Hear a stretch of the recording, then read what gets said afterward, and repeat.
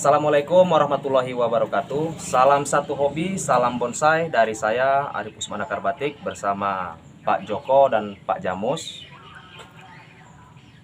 Selamat berkarya untuk kawan-kawan bonsai, semoga sukses dan dimudahkan jalan rezekinya. Nah, gini kawan-kawan, di kesempatan siang hari yang cerah ini ya, yang panas ini saya ini sengaja mengupload pohon beringin Korea ini ya. Ini sebenarnya secara nggak sengaja nih. Ini kami orang ini kan memperdebatkan masalah tanaman ini. Seperti ini kawan-kawan. Jadi medianya ini nih udah ada sekitar 1,5 tahun lebih. Kurang lebihnya 17 bulan lah kalau keterangan dari Pak Jamus. 17 bulan ini nggak diganti media ini. Nah, nggak digantinya media ini, setiap saya kesini ini tanaman ini hijau, subur gitu kan. Jadi kami orang di sini ngopi-ngopi, kumpul, adu argumen seperti itu. Jadi argumennya masing-masing. Seperti Pak Jamus beda, saya beda, dan Pak Joko juga beda. Nah, nanti kita kupas coba kayak mana. Coba kita dengarkan dulu nih kawan-kawan ya pendapat dari Pak Jamus. Monggo Pak, coba Pak. Gini ya, memang tanaman ini enggak saya ganti medianya udah lebih 1 tahun. Tapi saya hanya memperlakukan yang seperti itu sejauh saya membonsai. Ya hanya fikus yang berani saya perlakukan begitu, karena fikus itu punya kemampuan tumbuh akar gantung di batang. Ini akan membantu memberi asupan. Jadi walaupun media minim, dia bisa bertahan hidup subur dalam waktu yang lama. Nah ini gini Pak, pertanyaannya Pak, selama nggak diganti apa nggak punya sampean itu inisiatif pengen ganti media gitu apa kayak mana nggak? Belum. Emang sengaja bener? Sengaja, karena memang itu tadi beberapa saya punya tanaman fikus, medianya selalu minim dan dia bisa bertahan hidup sampai bertahun-tahun. Bahkan kalau sampai dibiarkan nggak dipegang sama sekali, ini akarnya bisa keluar dari pot sendiri, nyari tempat kali itu, nyari makanan ya. Nah itu keterangan saya nih Mas Arif ya. Jadi gini kawan-kawan, ini nggak di ground, dia ini di atas hong. Jadi di atas hong itu tuh udah ada sekitar 1 tahun 7 bulan gitu. Ini nih rimbun terus gitu kan. Kalau swahong atau sancang mati ranting berat ya. Tapi kan yang dipertanyakan di sini inti pokoknya kenapa bisa subur seperti itu Pak? Nah gitu. Menurut paham sampean? Menurut paham saya ya itu tadi intinya bahwa fikus hanya jenis fikus yang mau diperlakukan seperti itu karena dia mempunyai kemampuan untuk tumbuh akar dari rantingnya, dari ujung-ujung pangkal-pangkal anak ranting, itu mau dia tumbuh akar, membantu memberi asupan. Itu paham saya Mas Ari. Sejauh ini seperti itu, terlepas dari media kan gitu ya. Pendapat Pak Jamus mirip sama saya. Coba Pak Joko sini Pak. Kalau saya yang jelas kalau akar, walaupun fikus walaupun yang lain-lainnya, selama media ini masih ada, belum penuh dengan akar ya, ruang, masih ada medianya, itu tetap dia mau tumbuh masih subur. Walaupun media minim Pak. Ya, walaupun media minim, yang penting dia belum penuh dengan akar semua, belum sampai menggumpal istilahnya. Tapi kalau udah penuh rata-rata ya nanti tetap dia kurus, karena tanahnya jadi nggak ada akar semua kan gitu. Itu mungkin perlu kita potong akar serabutnya, kita kurangi, kita kasih media lagi di dalam pot itu kan gitu. Kalau saya mungkin kayak gitu, karena fikus ini untuk bertahan hidupnya lebih hebat ya. Dia kena panas, kena media sedikit aja dia masih kuat bertahan hidup. Benar kata Pak Jamus tadi, kalau memang dia sampai habis istilahnya media ini, udah nggak bisa makan dari sini, dia menumbuhkan akar gantung itu tadi, mungkin turun sampai tanah, keluar dari pot, nyari makanan sendiri. Tapi kalau menurut saya itu tadi, selama media dalam pot itu masih, kalau fikus masih tetap bertahan hidup, kecuali dia memang tanahnya itu medianya sudah habis baru. Seperti itu Pak. Nah itu tadi pendapat Pak Joko.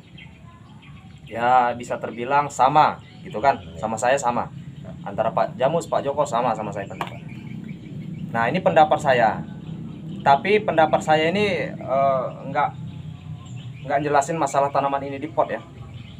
Jadi yang akan saya gambarkan itu gini kawan-kawan. Saya gambarin seperti pohon di alam yang punya akar ya. Jadi kalau paham saya di perakaran itu, akar itu kan ada yang namanya akar tunjang tuh. Batang akar yang masuk ke bawah. Nah, terus ada juga akar yang namanya akar lateral ya. Nah, akar lateral itu tuh yang tumbuhnya di samping-samping. Nah, kalau bagi saya yang nyari makan itu kan akar yang tumbuh di samping-samping ini. Yang nyari makan untuk memenuhi kebutuhan dari cabang, anak cabang ke selanjutnya lah sampai daun gitu kan. Kalau fungsi akar tunjang itu hanya sebagai pondasi. Sebagai pondasi supaya tanaman ini nggak rubuh nih, pohon ini nggak rubuh seperti itu ya. Jadi kalau kita lihat, apabila ada salah satu cabang akar yang dominan membengkak besar, itu kan otomatis ada cabang di atas yang besar. Nah, seperti itu. Iya. Terus apabila ada cabang ini belum keluar anak ranting cabang, ranting akar, itu kan positif di atas juga nggak akan tumbuh ranting. Kalau cabang ini belum tumbuh ranting akar, nggak akan namanya tumbuh ranting. Kenapa seperti itu? Karena kan nggak ada yang nyari makan untuk memenuhi nutrisi yang di atas seperti itu. Oh, iya. Nah, jadi kalau paham saya, nah ini sekarang di bonsainya, tadi di alam ya, sekarang di bonsainya. Mungkin seperti Pak Jamus ini kan dia rajin meruning. Nah, rajin meruning ini kan sama aja dia itu menjaga keseimbangan, kuatnya akar di bawah. Karena akar di bawah itu dari cabang akar, terus ranting akar, cucu akar itu subur. Nah, sedangkan yang di atas itu sedikit. Yang dikasih makan sama akar ini sedikit. Iya. Hanya sampai anak ranting kawan-kawan. Jadi pertahanannya itu kuat, keseimbangan di bawah daripada di atas. Makanya itu tanaman itu tetap sehat. Sehat dan subur, ya. Nah, kalau kita jabarkan lagi, ya tadi udah dijelaskan sama Pak Jamus, sama Pak Joko, itu panjang lebarnya. Jadi intinya seperti ini kawan-kawan ya. Kesimpulannya, kalau misalkan dijadiin satu pendapatnya, karena Pak Jamus ini sering merunding, makanya keseimbangan akar di bawah ini lebih kuat. Jadi pertumbuhan di atas itu sehat.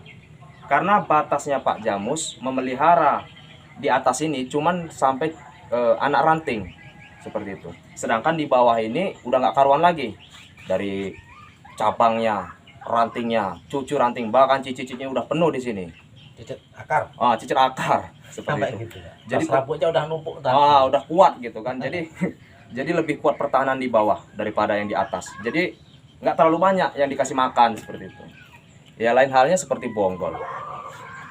Bonggol ini kita tanam, terus beberapa bulan rimbun, terus rontok daunnya kuning. Kenapa? Pendapat lain, lemahnya kurang subur le. Ada kan, satu nggak dipupuk, dua, yang satunya lagi entah alasan apa. Ternyata begitu dicek memang akarnya kurang. Jadi subur dia. akarnya ini kurang banyak. Jadi akar ini nyuplai makanan itu untuk memenuhi nutrisi yang di atas itu nggak mencukupi, makanya kontrak mati gitu kan. Syukur-syukur. Nah, jadi kawan-kawan, sungguh hebat sekali sebenarnya Pak Jamus ini. Hebatnya itu tuh 1 tahun 7 bulan nggak diganti kawan-kawan. Hebatnya. Apa malas? Ya. Karena yang lihat kondisinya masih subur, untuk apa diganti? Ya, benar. Jadi kalau paham saya, paham Pak Jamus dan Pak Joko itu sebenarnya satu. Hanya saja kan Sudut pandangnya yang beda. sudut pandangnya nggak beda dikit, makanya tadi ayel-ayelan gitu kan. Nah, jadi paham kami tiga ini sama. Inti pokoknya, Ya, Kak. bagaimana kita cara merawat tanaman bonsai kita ini supaya sehat. Ya, harus perkuatlah pertahanan bawah ini. Gitu.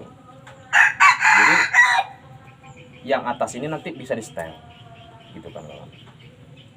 Kalau ondroknya ini nggak main-main ini. Ini udah 20 tahun. 20 tahun nih kawan-kawan ya. Kalau dulu ini nggak kayak gini bentuknya. Bentuknya itu tuh di sini ada stangnya panjang. Di sini ada, di sini ada. Nah, itu kalau untuk keserasiannya kurang. Jadi kebesaran cabangnya ini sama batang ini nggak sesuai. Gitu kan. Seimbang besarnya. Nah, jadi di 8 bulan yang lewat itu dirombak lagi, dijadikan lagi seperti ini. Cuman yang unik di sini kan yang jadi pertanyaan yaitu tadi, sebenarnya kalau keistimewanya nggak ada. Sederhana tapi memikat lah kalau bagi saya. Aliran surrealis ini kan seperti itu. Lewanya menggiurkan. Ya kawan-kawan. Jadi intinya kalau berdebat ya biasalah. Masalahnya kan konsep kawan-kawan saya beda, keinginan Pak Joko beda, keinginan Pak Jamus beda. Jadi sebenarnya ya balik ke diri kita masing-masing. Selera kita kayak mana lah buatnya. Yang penting kita ngikutin tata aturan berbonsai ya.